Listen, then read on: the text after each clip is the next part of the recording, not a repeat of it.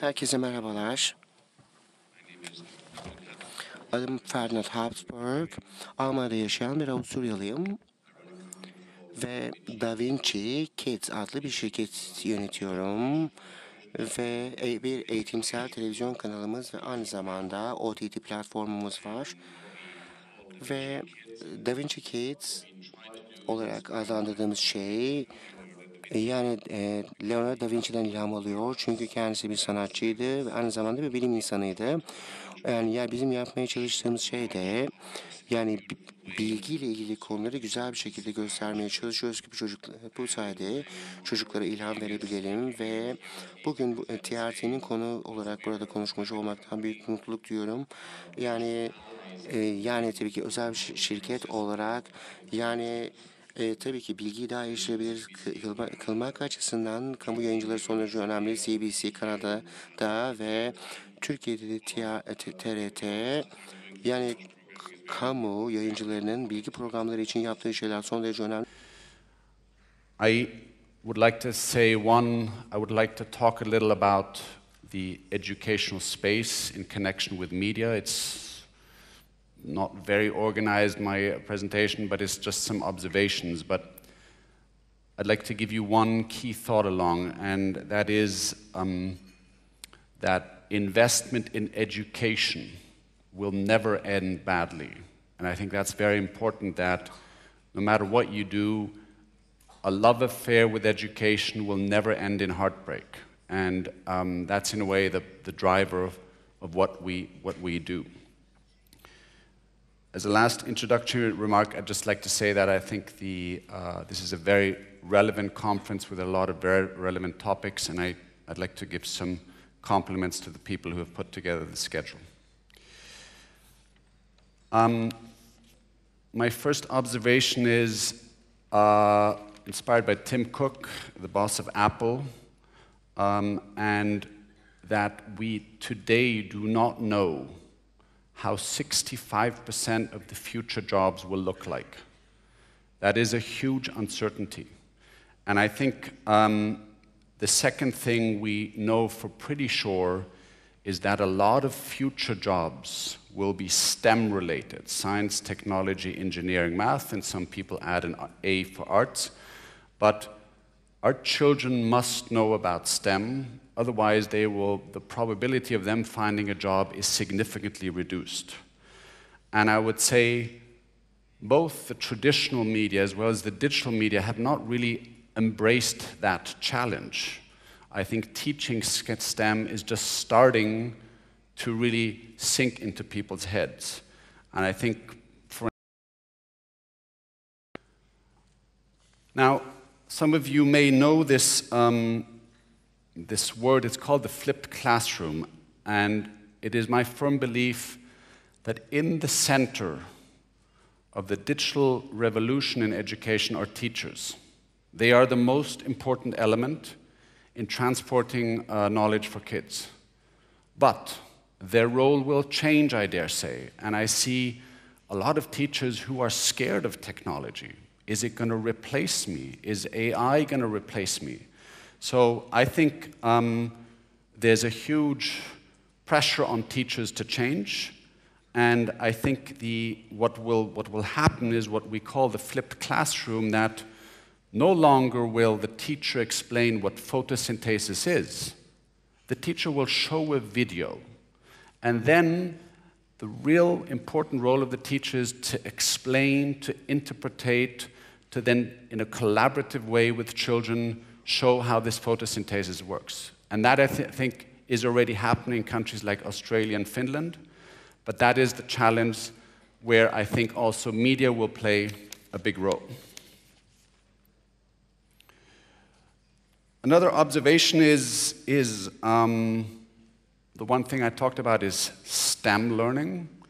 The other one, which I see, where we see a big demand, is soft skill learning. So, particularly in Asia, the children were really forced to learn mathematics off by heart, but they were incapable of thinking outside of the box. So what we are seeing, documented by a guy like Jack Ma, the founder of Alibaba, who was saying, we shouldn't compete with the machines. We should teach our children about art, about problem solving, about the things where humans are unique. So we are seeing an increase in the demand for soft skills with countries like Singapore, who have suddenly realized our children were learning too much off by heart. So learning soft skills for the government of Singapore has become critical. We are a video company, and I think what some of my colleagues here on the panel also already observed, video is key in the life of kids, and it is our firm conviction that video will be at the epicenter of the digital revolution in education. So however we can use video to make knowledge more accessible, the more successful I think we will be in education.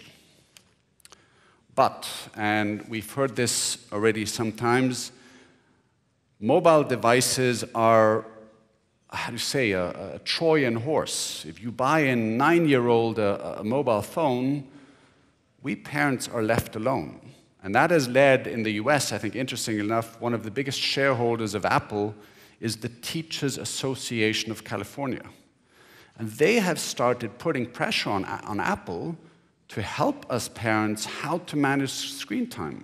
Because it's a very daring thing to say it's the new tobacco, but I think also Mr. Aaron, the CEO of TRT, said this morning, it's really difficult to control these devices. So I think, and another observation which I think is intriguing is that a lot of the Silicon Valley managers, they send their children to Montessori schools, number one, and they forbid their children mobile devices until they're 12 or 13.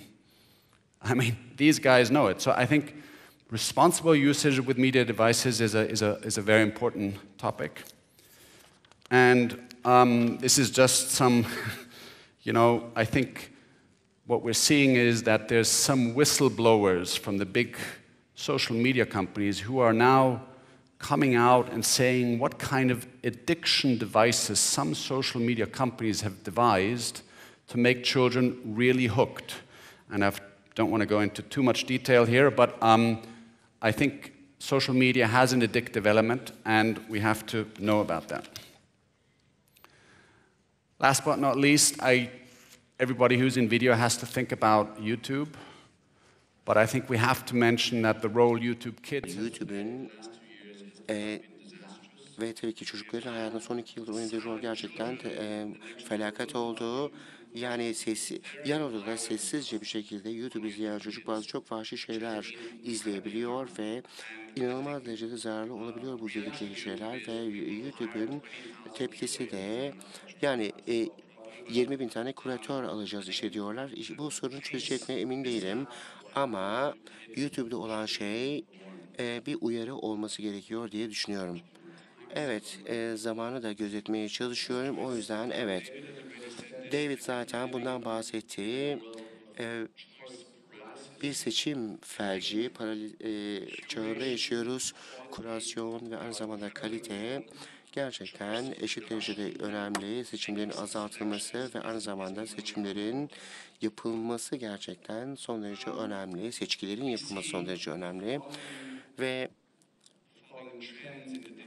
dijital eğitim alanında şu trendleri görüyoruz. Bir defa dijital eğitim ürünlerine olan talepte bir artış var. Gerek sosyal beceriler, gerek müfredata dayalı alanda. Ve aynı zamanda eğitim ürünleri açısından fiyat hassasiyetinde bir düşüklük görüyoruz. Mesela Bacus olarak adlandırılan bir ürün var Hindistan'da. Çok güzel bir ev ödevimi yardım platformu, muazzam bir ürün ve mesela Hindistan'da Netflix $120 ama Hindistan'da bu ürünü 350 dolar. Yani bence bir iş adamı için de çok cazip bir pazar bu. Ama tabii ki ödeme açısından da bir isteklilik de olması gerekiyor. Ve bu gerçekten iyi eğitim kaynakları açısından çok büyük bir bolluk var. Ama çok az kurasyon ve çok az kümeleme oluyor bunlarla ilgili olarak. Ve tabii ki bilim, teknoloji, mühendislik ve Almanya'yı genel müfredat olarak görürüz. Yani buradaki farklı eyaletler var. Almanya'da hepsinin kendi müfredatları var ama tabii ki tek böyle evrensel, bunlar için genel, küresel müfredat olarak da yine bilim, teknoloji, mühendis ve matematiği görüyoruz ve bence kamu yayıncıları ve özel sektör üzerinde de bir baskı var.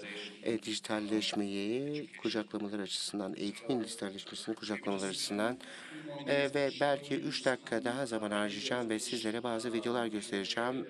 Ya bizim yarattığımız ya da ortak yaratımını gerçekleştirdiğimiz ve böylece eğitimde videonun oynayabileceği rolü görebilmeyi umuyorum.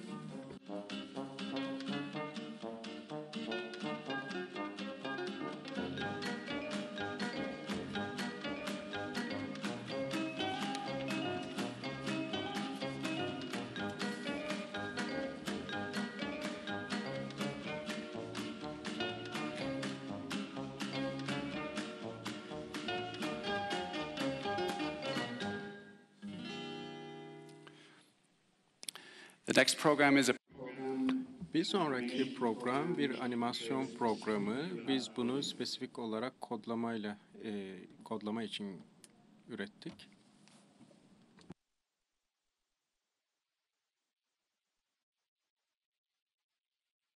Tıpkı bir dil gibi. Kod bir bilgisayara yazıldığında aletle iletişim kurar.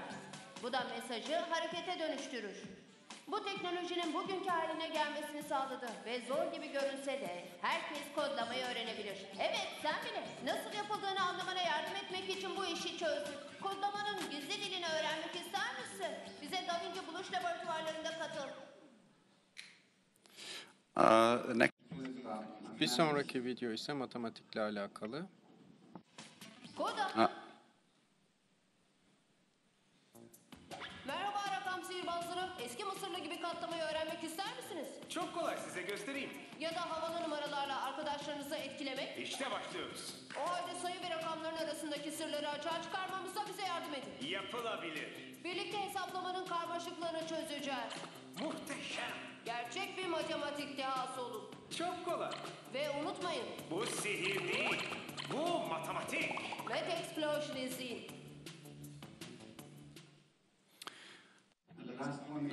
Sonuncusu ise çok güzel bir program. İki İngiliz doktor ikiz tarafından oluşturuldu. Çok muazzam bir şekilde çocukların insan bedenini öğrenebilmeleriyle ilgili ilham veriyor. Biliyorsunuz. Pek çok kasınız var. İşte şimdi bunu öğrenme vakti. Burnunda hiçbir şey göremezsiniz. Neden yapıldığınızın iyi ve kötü yönlerini keşfedeceğiz. Bu kadar çok terlemişim. Ve bedeninizin içini dışına çıkartacağız. Ve altını üstüne getireceğiz. Pekala, işte başlıyoruz. Bedeninizin yapabildiği inanılmaz şeyleri göstermek için. Görevimiz insan vücudunda, kendiniz görün. Şöyle bitirebilirim. Bence medya gerçekten dijital eğitimde hayati bir rol oynayabilir. Eğer bunu kabullenirsek ve de hikaye anlatımına dahil edebilirsek. Çok teşekkürler.